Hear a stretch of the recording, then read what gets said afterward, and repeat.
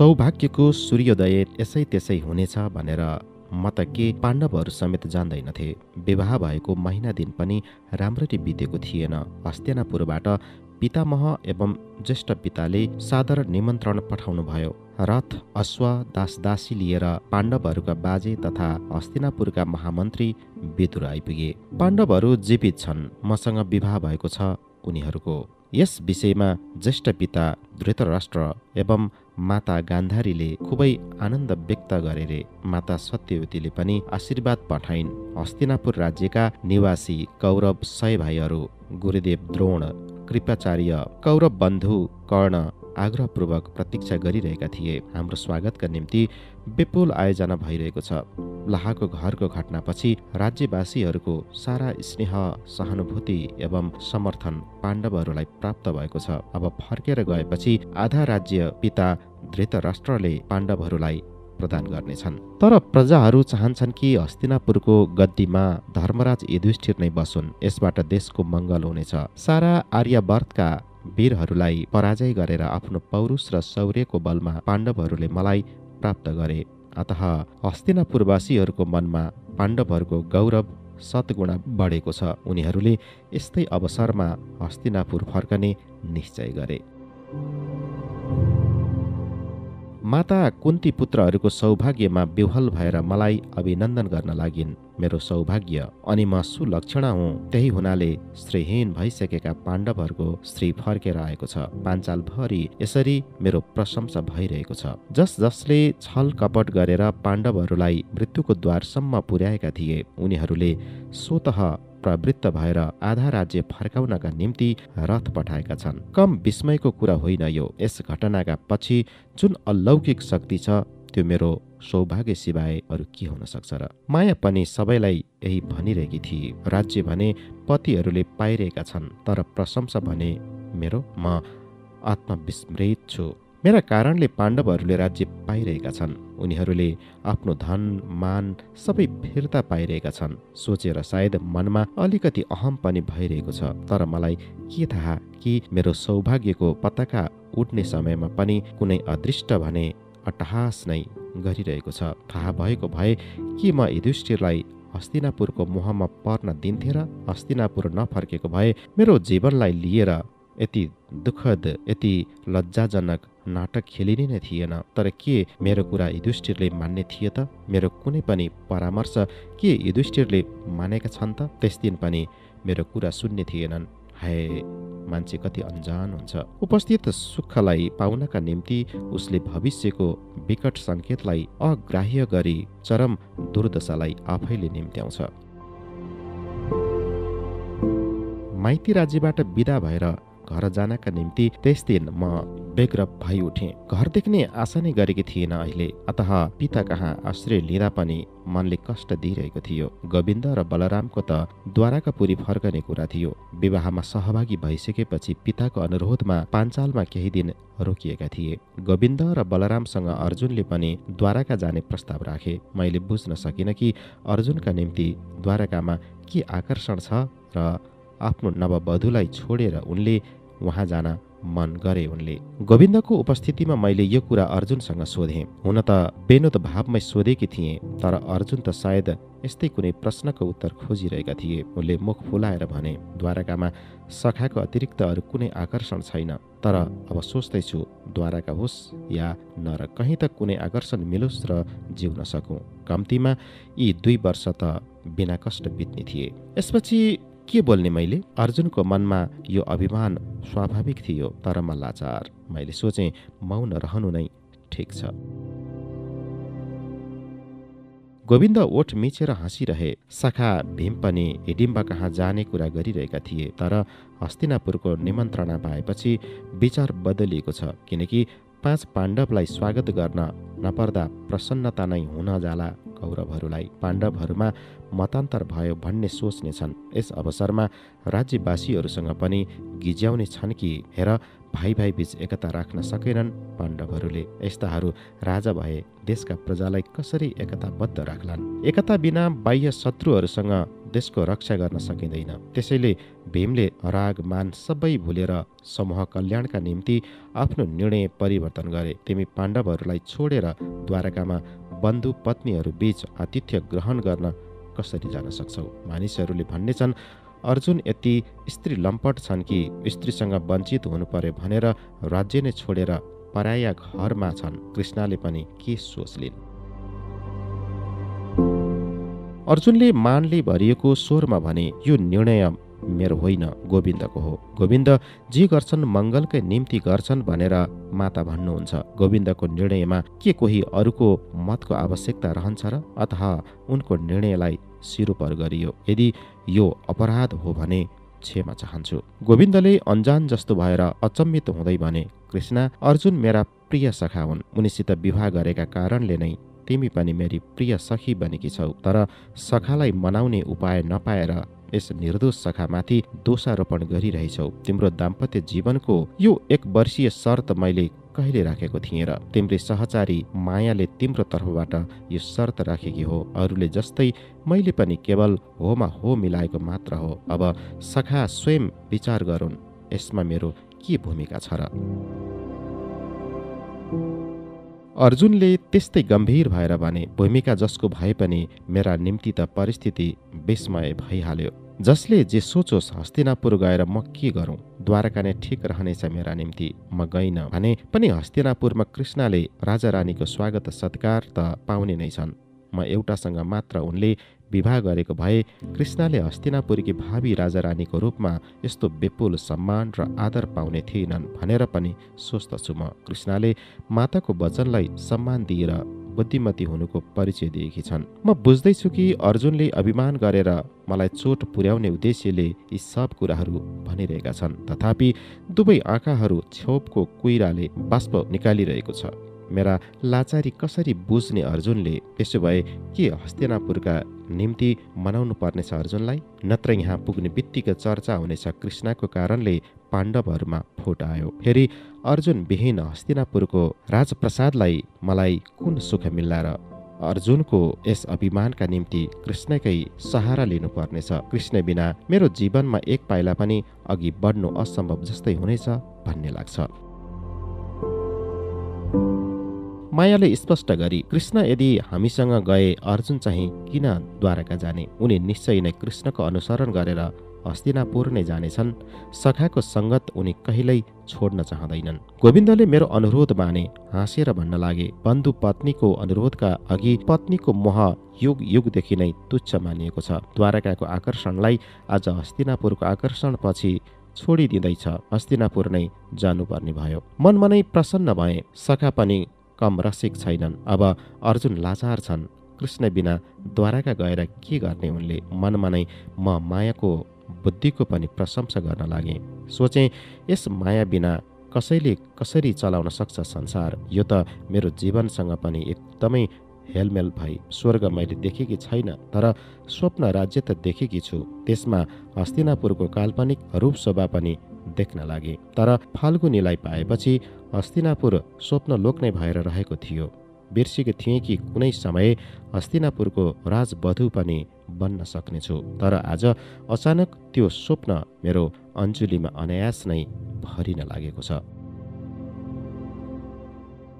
धन धान्यले परिपूर्ण इन्द्र भवन जस्तो यो हस्तिनापुर स्वर्ग लोकमै प्रवेश गरिरहेकी छु जस्तो लागेर आयो मलाई। जुन राज्य यति सौन्दर्य र वैभवले पूर्ण छ, त्यहाँ अभाव कुन कुराको होला र? यदि कुनै कुराको अभाव छ भने दुःख दैन्यको अभाव हुन सक्छ। मनमा नै गर्वित भइरहेको थिएँ म। मलाई राजवधु अनि भावी राजरानीको मान आधार दिएर स्वागत सत्कारको यति विराट आयोजना। मलाई लाग्यो यस राज्यको सुखको त कुनै सीमा नै छैन होला। यति सुख र सम्मानको भार सहनु कहिलेकाहीँ दुस्सह जस्तो पनि नहोला र? मलाई के थाहा कि सुख केवल प्रहेलिकाको गुत्थी मात्र बनिरहेको छ अनि यो कुहिरो छाटिन साथ प्रचण्ड र तप्त घामका वृक्षलताहरू सबै ध्वंस भए जस्तो मेरो दुःख र लान्छना मलाई जलाउनका निम्ति प्रतीक्षा गरिरहेको छ।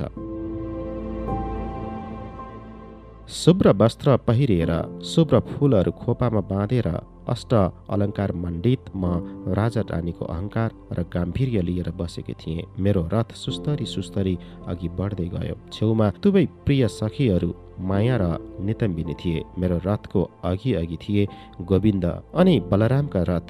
मेरा पछि पछि मेरा पञ्चस्वामी अनि सबैका पछि माता कुन्तीको सुसज्जित रथ हिँडिरहेको थियो।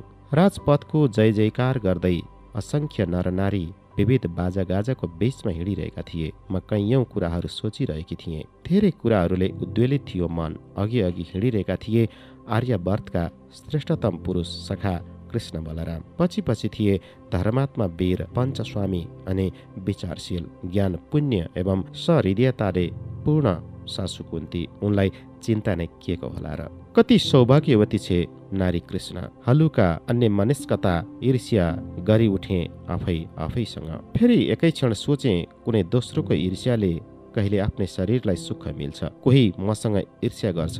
यस विचारले आनन्द मिल्छ किनकि कसैको ईर्ष्याका पछि मेरो सौभाग्य नै चम्किरहेको हुन्छ, जसले अरूलाई जलाइरहेको हुन्छ। सुसज्जित दरबारका नारीहरूले अर्घ्य थालीद्वारा वन्दना गरे। फेरि हामी रथबाट ओर्ल्यौं। चारैतर्फबाट पुष्प वृष्टि भइरहेको थियो। मानौ सारा मार्गमा पुष्प निर्मित गलैँचा बिछ्याएको छ, ताकि हस्तिनापुरमा मैले प्रथमचोटि पाउ राख्दा कुनै प्रकारको कष्ट नहोस्। वास्तवमा मेरा निम्ति जब यत्तिका कष्ट र लान्छना हस्तिनापुरको भण्डारमा थियो, कौरवहरूले प्रारम्भमा त्यसबारे यति मितव्ययिता निर्वाह गरेर अति ठूलो विज्ञताको परिचय दिए। यस आयोजनाका निम्ति 100 कौरवहरूलाई बधाई दिनु पनि अवसरको औचित्य हो। रथबाट ओर्लन साथ अचानक दृष्टि अघिल्तिर पर्दा कौरव भाइहरू देखा परे। कौरवहरू अभिनय गरिरहेका थिए कि अत्यन्त प्रफुल्ल छन् उनीहरू, तथापि अनुहारमा कतै हल्का खिन्नता जस्तो पनि बुझिन्थ्यो। स्थिर थिए आँखाहरू। तीमध्ये एकजनाले मलाई अपलक हेरिरहेका थिए। को हुन् यिनी? यस आनन्द मुखर वातावरणमा को हुन् यो? उदास देखिरहेका थिए। मायाले कानमा बताई, सखी प्राधेय कर्ण हुन् यिनी, सारथी अधिरथका पुत्र। स्वयम्वरमा तिमीलाई जय गर्ने नै थिए, तर क्षत्रिय वंशी थिएनन्, न राजवंशी नै हुन् उनी। अतः धृष्टद्युम्नले अपमानित गरे। बिचरा आफ्नो जन्मका निम्ति के मान्छे आफै दायी हुन्छन् र? अनि उनको जन्मबाट नै उनको सारा शौर्य पौरुष वीर्यलाई अभिशप्त गरियो। मायाको मार्मिक कुराले मलाई मोहित बनाइदियो। यस अभिशप्त वीरप्रति सहानुभूतिवश मन कोमल भई उठ्यो। अर्कोतर्फ विषादको बादलले कर्णको अनुहार ढाकिएको थियो। कोही हाँसिरहेको छ भने उसको हाँसो र आनन्दको कारण नजानिकन कुनै दोस्रो व्यक्ति त्यसरी हाँस्न सक्दैन। तर कसैको आँसु, शोक र दुःख देखेर उसको व्यथाको मूल कारण नजानी मानिस अचानक व्यथित भई उठ्न सक्छ, आँखा भिजाउन सक्छ, अन्जान दुःख बोधले द्रवित भई उठ्न सक्छ। विषादले यसरी नै वर्षा जस्तो भएर अरूलाई भिजाइदिन सक्छ। आकाशबाट आँसुको वर्षा हुन्छ र धरतीको आँचल चिसो हुन्छ। सूर्यलाई बादलले ढाकिदियो भने धरतीमा कालो छाया ओर्लन्छ। ठिक त्यसरी नै उसको दुःखको कारण नबुझी मेरो मन व्यथाले भिज्यो। उसको सुन्दर अनुहारको खिन्नताले मेरो अनुहारमा पनि कालो छाया पारिदियो। सोचे, उफ, ऊ किन क्षत्रिय भइदिएन, किन कुन्ती पुत्र भइदिएन? यदि यस्तो भइदिएको भए मलाई विजय गरोस् या नगरोस्, तर कुनै स्वयंवर सभामा अपमानित त हुने थिएन। अपूर्णताको बदलामा अपमान कुनै पनि पुरुषका निम्ति अधिक कष्टदायी हुन्छ। मनमा निश्चय गरे कि यदि कुनै समय अवसर पाएँ भने त्यस दिनको अपमानका निम्ति यस वीर युवकसँग क्षमा माग्नेछु। वीरको यथोचित सम्मान गर्न जानिन भने मेरा निम्ति विद्यावती या विदुषी हुनुको के अर्थ? कृष्ण बलराम अघि अघि छन्। सबैका आँखाहरू उनीहरू माथि नै छन्। कौरवहरू छन् 100 भाइ। अन्यान्य सबै पुष्पाञ्जली साथ कृष्ण बलरामको चरण वन्दना गरिरहेछन्। कर्ण पनि पुष्प गुच्छा लिएर उभिएका छन्। तर कसको वन्दनाका निम्ति? हातमा गुलाबको गुच्छा लिएका छन् उनले। पत्रदल र डालैसँगको ताजा गुच्छा जसमा मेरा लोभी आँखा परिरहेछन्। मायाले कानकै छेउमा मुख ल्याएर भने, सखी, कर्णले कसरी जाने कि तपाईलाई नील गुलाब मन पर्छ? हेर्नुहोस् न, उपहार दिनका निम्ति कति सावधानीका साथ संग्रह गरेर ल्याएका छन् यी दुर्लभ गुलाब। मैले सुस्तरी भने, मेरा निम्ति होइन होला, सबै कृष्ण वन्दनाका निम्ति पुष्पगुच्छ लिएर उभिएका छन्। वीर कर्ण सायद यो जान्दछन् कि नील गुलाफ नै कृष्णलाई सुहाउनेछ। सायद कृष्णको मुकुटमा यो पुष्पगुच्छ लगाइदिनेछन्। हेर है, एक क्षण प्रत्यक्ष गर।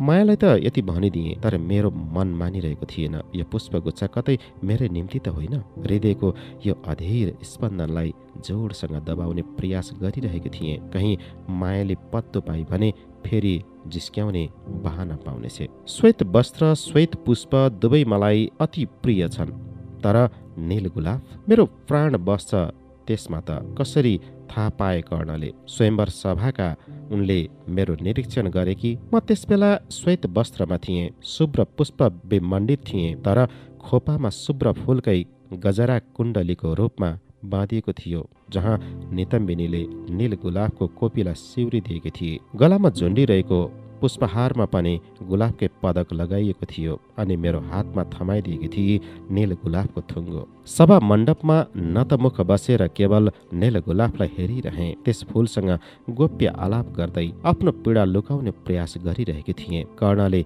यी सब देखे। उनले बुझे र श्वेत शुभ्र मण्डित हुँदाहुँदै पनि नील गुलाफ नै सर्वाधिक प्रिय लाग्छ मलाई भनेर।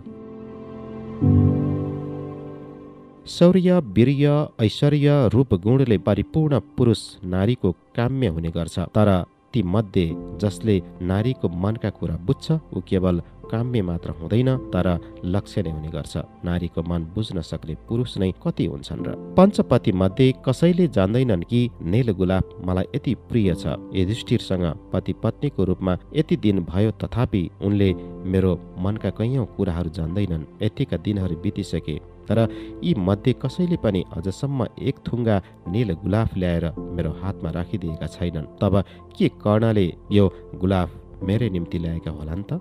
कृष्ण बलरामको चरणमा पुष्पाञ्जली अर्पित गरेर कौरवहरू प्रणाम गरिरहेका थिए, तर कर्ण अहिले पनि निश्चल कुनै प्रतिमा जस्तो पुष्पगुच्छ लिएर उभिरहेका थिए। अपलक भरू मेरो गतितर्फ हेरिरहेका थिए। कुण्ठा र लज्जावश मेरो गति सुस्त भइरहेको थियो। तर के यो नील गुलाफ साँच्चै मेरा निम्ति हो? चारै तर्फबाट पुष्पवृष्टि भइरहेको थियो। अघि बढ्ने चेष्टा गर्छु, ठिक त्यसै बेला नील गुलाफको गुच्छ आएर मेरो पाउ छेउ खस्यो। एक क्षण हतप्रभ भएँ। म सोचिरहेकी थिएँ झुकेर उठाउँ यसलाई। त्यतिखेरै स्वतः पाउ अघि बढ्यो र ठिक पुष्पगुच्छमाथि टेक्न पुगेँ। उफ, सुस्तरी भने आफैलाई। गुलाबको काँडाले घोचेकाले गर्दा होइन, तर नील गुलाबका सारा कोमल पत्र दलहरू पाउमुनि कुल्चिएर यसै कारण। एकै क्षणमा पाउ पीडाले कहाली उठ्यो। माया के भयो भन्दै झुकी उसको हत्केलामा थियो मेरो पाउ। अहिले पनि काँडो गाडिएको थियो मेरो पाउमा। कर्ण लज्जित र विचलित भएर उभिएका थिए। सायद सोचिरहेका थिए के भयो भनेर। अब के गर्नुपर्छ? मायालाई सुस्तरी गुलाबको काँडा मेरो पाउबाट निकालिदिँदा एक बुँद जति रक्त मेरो पाउमा जमियो। पीडाले आँखाहरू छल्किरहेका थिए। कर्णले मायाको निकट आएर भने, राजवधूसँग क्षमा मागिदिनु। जानी जानी मैले उनलाई वेदना दिएको होइन। म जान्दछु जानी जानी सबैको समक्ष यन्त्रणा दिँदा कस्तो कष्ट हुन्छ। मेरो स्नेह उपहारले नै राजवधूलाई रक्तम्य बनाइदियो। जे होस्, मनको ज्वाला देहको ज्वाला भन्दा हल्का हुन्छ। यही भावले नै उनले मलाई क्षमा गर्नेछन्।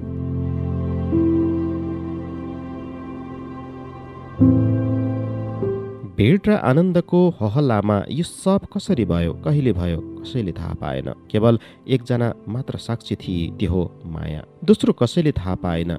कर्णले पनि संकेतमा नै बताइदिए कि स्वयंवर सभामा जुन प्रकारले उनलाई अपमानित गरियो त्यो मेरै इच्छाले भएको थियो। यदि मैले चाहेकी भए त्यस अपमानजनक स्थितिबाट उनलाई बचाउन सक्थेँ। वास्तवमा यो कुरा केही सीमासम्म सही नै होइन र? स्वयंवर सभामा वीरता अनि शौर्यको परीक्षा भइरहेको थियो। त्यहाँ मैले पिताको त्यस संकीर्ण शर्तलाई आफ्नो मौन स्वीकृति किन दिएँ? माया भनिरहेकी थिए, कर्ण सुपुरुष हुन्, तर अति अहङ्कारी छन्। यति ठूलो अपमानको ज्वाला उनले भुल्न सकेका छैनन्। प्रतिशोधको प्रथम पर्यायमा नै तपाईका पाउ रक्त रञ्जित भए कसले जान्दछ शेष पर्यायमा तपाईँको हृदयको स्थिति के हुनेछ। सखी कर्णको वीरत्वलाई त्यस दिन उदार हृदयले सम्मान दिइएको भए पञ्चपति ग्रहणको दुस्सह स्थिति कहिले पनि आउने थिएन। अब यस स्थितिमा जीवनभरि अल्झिँदै ओइलाउँदै बाँच। मायाको कुरा साँचो हुँदाहुँदै पनि मलाई उसप्रति क्रोध उठिरहेको थियो।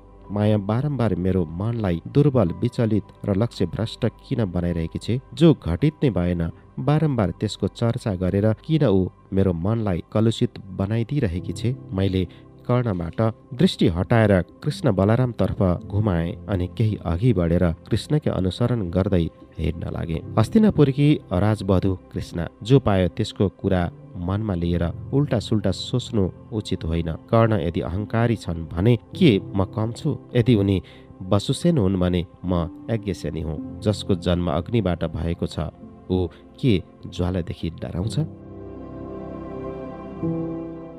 हस्तिनापुरको आधा राज्य खाण्डवप्रस्थ धृतराष्ट्रद्वारा पाण्डवहरूलाई दिइयो। खाण्डवमा बस्न योग्य कुनै घर पनि थिएन। मैले हस्तिनापुरको विलास, ऐश्वर्य र राजप्रासादको कहिल्यै पनि कामना गरिन। मैले यदि केही कामना गरेकी थिएँ भने ती हो हस्तिनापुरको राजवधुको अधिकार, राजवधुको मान्यता र स्वीकृति। त्यो मलाई प्राप्त भयो। खाण्डवप्रस्थको झोपडीमा पनि अब चैन मिल्नेछ, परिपूर्णता पाउन सक्नेछु। तर कृष्ण जसको सखा हुन् खाण्डवप्रस्थलाई इन्द्रप्रस्थमा परिवर्तन गर्न के बेर लाग्नेछ र? साँच्चै केही दिनमा नै इन्द्रप्रस्थको ऐश्वर्य, सौन्दर्य र नवनिर्मित नगरीको शोभाले हस्तिनापुरलाई जितेर लग्यो। इन्द्रप्रस्थको सभागार सर्वाधिक सुन्दर बनेको थियो। खाण्डव वन दहनको समय अर्जुनको दयाले मया नामक एक दानव बाँचेको थियो। कृतज्ञता प्रकट गर्नका निम्ति मयाले श्रीकृष्णसँग परामर्श गरी युधिष्ठिरसँग अनुमति लिएर सभागार बनाएको थियो। पृथ्वीको कुनै पनि राज्यमा यस्तो सभागृह बनेको थिएन। 4000 हात लम्बाइ चौडाइ भएको, जमिनमा 70 हात लामो थियो यो सभागृह। भित्ता र छानामा मणि तथा भुइँमा मोती र स्फटिक जडिएको थियो। छानामा मणिका यस प्रकार लगाएको थियो कि आकाशको ग्रह नक्षत्र प्रतीत हुन्थे। ती छानाको रङ पनि यस्तो कौशलले लगाइएको थियो कि प्रभात र सन्ध्याको आकाश जस्तो त्यसको रङ सूर्यालोकन साथ ताल मिलाएर पल पल परिवर्तित भइरहन्थ्यो। गृहमा बसेर पनि मुक्त आकाशतल बसेको भ्रम हुन्थ्यो मनलाई। गृहको भुइँ स्फटिकद्वारा निर्मित भएको कारणले पानी जस्तो स्वच्छ देखिन्थ्यो। छानाका ग्रह नक्षत्र त्यसमा प्रतिफलित भएर मनमा पानीकै भ्रम उत्पन्न गर्थ्यो। भित्ताहरूमा दर्पण यस प्रकारले सजिएका थिए कि सभा कार्य चलिरहेको समय महाराज युधिष्ठिरको प्रतिबिम्ब दर्शक आफ्नो दुवैतर्फ देख्न पाउँथे। सभागृहमा बसेका मानिसहरू युधिष्ठिरको व्यक्ति सत्तामा लीन नभइरहन सक्दैनथे। सभागृहको अघिपट्टि उद्यानमा फूलहरू रङ्गी चङ्गी थिए। बीच बीचमा स्वर्ण निर्मित वनस्पतिमा मणिमाणिक्यको फूल सजाइयो। टाढाबाट हेर्दा लाग्थ्यो मानौ स्वप्नलोकको उद्यानमा सुख सौभाग्यको फूल मणिमाणिक्य बनेर झरिरहेका छन्। उद्यानको बीचमा स्वर्ण निर्मित बार लगाएर तलाउ राखियो। यसका सिँढीहरू पनि स्फटिक निर्मित। त्यहाँ स्वर्णिम आधार सजाइयो जहाँ हिर नीलमका कृत्रिम माछाहरू पौडिरहेको स्थितिमा राखिए। तलाउमा सुनका भित्ताहरूका किनार किनारमा सङ्गमरमरको स्तर अनि त्यस झलमलाइरहेका मोतीहरू। तलाउमा पानी यति स्वच्छ कि आधारसम्म सबै छर्लङ्ग देखिन्थ्यो। एकापट्टि जल विहारका निम्ति हिरा खञ्जित नौका बाँधिएको थियो। सभागृहको बीचमा युधिष्ठिर बस्नका निम्ति जुन सिंहासन बनाइएको थियो त्यसको निर्माण कौशल अनि सौन्दर्य वर्णनातीत थियो। स्वर्गका इन्द्र पनि यस सिंहासनमा लोभिएर कतै तल नझरुन् सारा सभागृहलाई छाया शीतल बनाउनका निम्ति नाना प्रकारका फल पुष्पहरूका वृक्ष रोपियो। पुष्पहरूको महकले भरिएको थियो सभागृह। खाण्डवप्रस्थमा इन्द्रप्रस्थ जस्तो यो सभागृह देखेर मानिसहरू त्यसैलाई इन्द्रप्रस्थ भन्न लागे। युधिष्ठिर यस इन्द्रप्रस्थको राज सिंहासनमा अभिषिक्त भए अनि म बनिय इन्द्रप्रस्थकी राजरानी। इन्द्रप्रस्थको निर्माण कार्यमा मन नै खनाइदिएका थिए पाँचै भाइले। केही दिनमा नै पुरा बनिसक्दा पाण्डवहरू उत्फुल्ल भई उठे। अर्कोतर्फ यो वैभव देखेर कौरवहरू ईर्ष्याले जल्न लागे। हस्तिनापुरका अनेक विद्वान अनि प्रजा इन्द्रप्रस्थतर्फ आकर्षित भएर युधिष्ठिरका धर्मराज्यमा आश्रय लिन आए। इन्द्रप्रस्थमा सुख सुविचार आनन्द उत्सवको कारण हस्तिनापुरबाट विमुख हुन लागे उनीहरू। कौरवहरू ईर्ष्या द्वेषमा पिरोलिन लागे। नयाँ सभागृहको प्रतिष्ठानको दिन पनि घोषित गरियो। प्रतिष्ठानको लामो आयोजना चल्यो। यी सब देखेर किन हो मेरो मनमा एउटा शङ्का उत्पन्न भयो। गृह प्रतिष्ठानको अवसरमा 10,000 ब्राह्मणहरूलाई भोजन, नयाँ वस्त्र अनि 1000वटा गाईहरू दान दक्षिणा आदि दिनमा मलाई कुनै पनि आपत्ति थिएन। तर त्यसै बहानामा कौरवहरू उनीहरूको बन्धु कर्ण, ज्वाइँ जयद्रथ आदि कुटुम्बहरूलाई निमन्त्रित गर्ने पक्षमा थिएन। म दुष्ट एवं ईर्ष्यापरायण मानिसहरूलाई आफ्नो ऐश्वर्य देखाउने विज्ञ मानिसहरूको काम होइन। यसमा बरु शत्रुता नै बढ्छ। आनन्दका निम्ति उत्सव गरिन्छ, ईर्ष्या या दुःख जनाउनका लागि होइन। इन्द्रप्रस्थको सभागृह प्रतिष्ठानको उत्सवले कौरवहरूलाई घोर दुःख मात्र दिनेछ, यसमा सन्देह छैन। तब के लाभ यस आडम्बरपूर्ण उत्सवको? मैले यस बारेमा युधिष्ठिरसँग कुरा गरेँ, तर उनको उत्तर थियो, गृह प्रतिष्ठा उत्सवमा आत्मीय जनलाई छोडेर अतिथिहरूको आवभगत सम्भव छैन। कौरवहरूलाई निमन्त्रण नगर्दा मानिसहरूले के सोच्नेछन्? जसले आफ्नो बन्धु कुटुम्बजनसँग सम्पर्क राख्दैन उसले प्रजासँग कसरी राम्रो सम्बन्ध राख्न सक्छ? कोही ईर्ष्यातुर हुन्छ भने ऊ सदा दुखी रहन्छ। कौरवहरूलाई बोलाइएन भने पनि हस्तिनापुरमा बसेर सबै खबरहरू पाउने नै छन्। अधिक ईर्ष्यामा डुब्नेछन्, झन् अधिक दुखी हुनेछन्। अतः निमन्त्रणा गरेर सौहार्द बाँड्नु नै उचित हुनेछ। युधिष्ठिरको तर्क अकाट्य हुन्छ। फेरि के भयो र मेरो कुराको? युधिष्ठिरले जो एकचोटि स्थिर गर्छन् त्यो सही होस् वा गलत, स्त्री बुद्धिमा परेर उनले बदल्ने छैनन्। म जान्दछु यो, त्यसैले मौन रहे। तर कौरवहरूसँग उनीहरूको घनिष्ठ मित्र अंगेश कर्ण किन आउनु? यदि आए भने पनि मैले आफ्नो हातले भोजन बनाएर उनका निम्ति किन पस्कनु? त्यसो त कौरवहरू सारा मेरा देवरहरू हुन्। त्यस हिसाबले पनि मान मनितो गर्नुपर्छ। मेरा पतिसँग उनीहरूको रक्त सम्पर्क छ। उनीहरू घरभित्रकै मानिसहरू हुन्। तर कर्ण त बाहिरका मानिस हुन्। आइहाले भने पनि अतिथिशालामा बसुन्। परिचारिकाहरू छन् त्यहाँ, हेरचाह गर्ने काम छैन। किन त्यस मानिसको सामना गर्नुपर्छ भनेर मन हिचकिचाउँछ। ती सुन्दर आँखामा मेरा निम्ति पृथ्वीका सारा घृणा अनि प्रतिहिंसा भइरहेको हुन्छ। उनको सामना गर्नु मेरो दोषी मनले मान्दैन। कर्णप्रति युधिष्ठिरको आतिथ्यमा अति रञ्जना मलाई राम्रो लाग्दैन। मायालाई मैले भनेकी थिएँ पनि, तर मायालाई त स्मरण गराइदिए कि कर्ण कुनै बाहिरका मानिस होइनन्। उनी पनि पाण्डव परिवारमा एक हुन्। माता कुन्तीको खुसीका निम्ति युधिष्ठिरले यो व्यवस्था गरेका हुन्। मायाको कुरा सुनेर केही दिन अघिको कुरा स्मरण भयो। खाण्डप्रस्थमा निर्माण कार्य चलिरहेको थियो। त्यस दिन माता कुन्तीले आफ्नी बालसखी राधा सानिमाको घरमा घुमेर आउनका निम्ति आदेश दिइन्। म तुरुन्त तयार भएँ। तर अधिरथ सारथी कि पत्नी राधाको घरमा हस्तिनापुरकी राजमाता कुन्तीले त्यसरी जानु मलाई केही असहज जस्तो लाग्यो। कुन्तीले चाहेकी भए अधिरथकी स्त्रीलाई महलमा नै बोलाउन सक्थिन्। तर माता कुन्तीले स्वयं राजकीय अहम भुलेर सखी राधाको घरमा मिष्टान्न एवं अनेक उपहारहरू लिएर जानु, फेरि साथमा मलाई पनि लानु, यो केवल कुन्तीको सहानुभावता मात्र थिएन, केही अरू कारण थियो कि? राधा सानीमा खुबै आनन्दित भइन्। मलाई आशीर्वाद दिइन्। मेरो धेरै चर्चा भयो। कुन्ती मातालाई प्रणाम गर्नका निम्ति कर्णलाई खबर दिइयो। राधा जब अर्को कक्षमा गइन् तब कुन्तीले दबिएको स्वरमा भनिन्, जान्दछौ मेरो अझै एउटा पुत्र छ। उमेरमा युधिष्ठिर भन्दा जेठो छ। जस्तो रूपवान छ उस्तै वीर पनि छ, सुपुरुष छ। तर दुःख त यसकारण छ कि राधाद्वारा पालित पुत्र भएको कारणले ऊ आफ्ना कैयौं न्यायाधिकारबाट वञ्चित छ। यसै कारण उसले तिमीलाई पनि पाउन सकेन। तर सहजै उसले पनि लक्ष्यभेद गर्न सक्ने थियो। मेरो मन त यसबारेमा निसन्देह छ।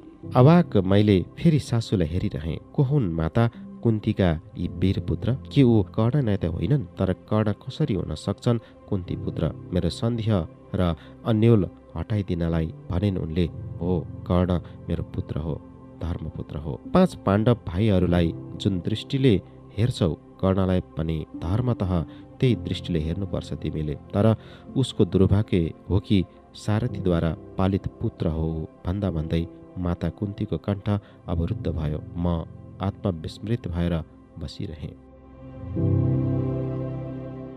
माताले फेरि भनिन्, तिमी सोध्छौ होली कि कर्ण कसरी मेरो पुत्र भयो? ऊ मेरो धर्मपुत्र हो, अर्थात् मैले उसलाई धर्मपुत्रको रूपमा स्वीकार गरेकी हुँ। जन्म दिइएको पुत्रभन्दा धर्मपुत्रको आसन अधिक उच्च हुन्छ। अत उसप्रति मेरो मनमा ममता या वात्सल्य वा शुभकामनाहरू पाण्डवहरूप्रति भन्दा कम छैनन्। तथापि म अवाक नै बसिरहेँ। जिब्रामा कुनै भाषा नै बोल्न आइरहेको थिएन। माताले 5 वटा पुत्रहरू हुँदाहुँदै 6औं रूपमा धर्मपुत्रले किन ग्रहण गरिन्? फेरि कर्ण हुन् कौरवहरूका घनिष्ठ मित्र। माता कुन्तीले मेरो विस्मय मूढता बुझिन्। सहानुभूतिको स्वरमा भनिन्, बिचरा कर्ण सायद कुनै कुमारी माताको सन्तान हो। समाजको घृणा र लोकनिन्दाको डरले ती अभागिनीले आफैले पाल्नको सट्टा पानीमा बगाइदिएन्। त्यस शिशुलाई राधाका पति अधिरथले सम्हाले, नाम राखिदिए वसुसेन। राधा पनि निसन्तान थिइन्। कर्णलाई आमाको वात्सल्य दिएर पालिन्। तर विडम्बित अभिशप्त जन्म रहस्यको कारण पाइला पाइलामा कर्ण लाञ्छित अपमानित हुँदै आएको छ। आफ्नो उचित न्यायाधिकारबाट वञ्चित छ। उसको पुरुषाकार शौर्य अहम पग पगमा दमित भइरहन्छ। धर्मतः कुन्ती पुत्र भएको भए पनि 5 पाण्डवलाई जो सुविधा सहुलियत र मान सम्मान प्राप्त छ, पाण्डवहरूकै समकक्षी भएर पनि अहिलेसम्म कर्ण ती सबैबाट वञ्चित रह्यो। राधाबाट कर्णको लाञ्छना र अपमानको कुरा सुन्दा सुन्दा मेरो मन करुणा र वात्सल्यले भरिन्छ। पहिलो भेटमा नै कर्णलाई देखेर किन हो मेरो मातृ हृदयमा वात्सल्यको धारा फुटेर निस्क्यो। मनले भन्छ कि कर्ण निश्चय कुनै राजपुत्र हुनुपर्छ या कुनै अभिशप्त देवशिशु हो। कुनै देवताको आशीर्वाद लिएर यस धरतीमा मानव देहमा आएको छ। तर यो मानव देह नै उसका निम्ति अभिशाप हो, किनकि उसका देवपिता उसको परिचय दिनका निम्ति कहिले पनि यस धरतीमा आउने छैनन्। अतः जीवनभरि कर्ण पितृ परिचय दिन सक्ने छैन, लान्छन नै भोगिरहनेछ। यो सोचेर नै मन हुन्छ उठाएर उसलाई काखमा ल्याउँ। मेरा 5 पुत्रहरू छन्। कर्णलाई लिए भने 6 हुनेछन्। यसमा नराम्रो नै के छ र?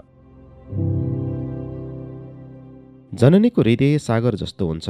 जति सन्तान काखमा आउँछन्, वात्सल्य पनि उत्तिकै उर्लिएर आउँछ। कुनै पनि सन्तानका निम्ति कम हुँदैन यो। तर कर्ण अहङ्कारी छ, अभिमानी र भावुक छ। ऊ किन मेरो काखमा आउला र? ऊ त देखाउन चाहन्छ कि जन्ममाथि मानिसको कुनै नियन्त्रण हुँदैन, तर कर्ममाथि त छ। कर्मद्वारा नै आफ्नो पुरुषत्वको पताका उडाउनका निम्ति दृढ सङ्कल्पित छ।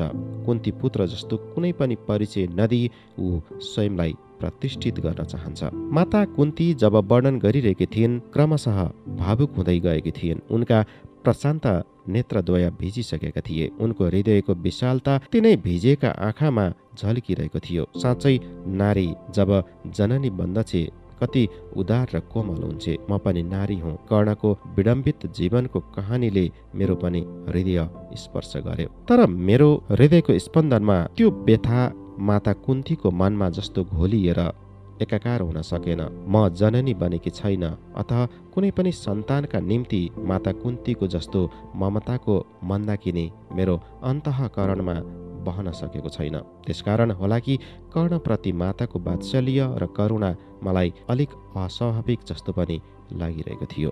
अचानक मलाई फेरि मायाबाट सुनेको कर्णको जीवन कथाको स्मरण भयो। त्यही घटनापछि माता कुन्तीले कर्णलाई धर्मपुत्रको रूपमा स्वीकार गरेकी थिइन्। कर्णप्रति आफ्नो अदम्य वात्सल्य र ममता सबैका अघि प्रकट गरेकी थिइन्। त्यसपछि मायाको कुरामा मलाई विश्वास नै भएन। आज तर सबै कुराहरू मिलाएर हेर्दा देख्छु मायाले कति कुरा साँच्चै जान्दछे या कति कुरा कल्पना गर्दछे। राजपुत्रहरूको शिक्षा समाप्त भयो। राज्यभरका ज्ञानी विद्वानहरू उपस्थित थिए। विद्याको परीक्षाको आयोजना भयो। अनेक राजा महाराजाहरू राजकुमारहरूको कला कौशल हेर्नका निम्ति निमन्त्रित भएर आएका थिए। विराट सजिएको मञ्चमा बसेका थिए विचारकगण। पितामह भीष्म, माता सत्यवती, गान्धारी, कुन्ती, विदुर, मन्त्री सञ्जय, धृतराष्ट्र, कृपाचार्य आदि एक अन्य मञ्चका शोभा बनेर बसेका थिए। केवल राजपुत्र मात्र होइनन्, तर अन्य विशिष्ट शिष्यगण पनि भाग लिन आएका थिए। तीमध्ये कर्ण र अनि द्रोणका एकमात्र पुत्र अश्वत्थामा पनि थिए। द्रोण थिए यस परीक्षाका गुरु। शिष्यहरूका कृतित्व नै उनको कृतित्व थियो। विद्या परीक्षामा जसले जिते पनि यो उनकै जित थियो, यो उनकै नाम थियो। गुरु द्रोणकै यश फैलनेछ यस विश्वमा। उपासनापछि नयाँ वस्त्र धारण गरेर सभामा आगमन भयो।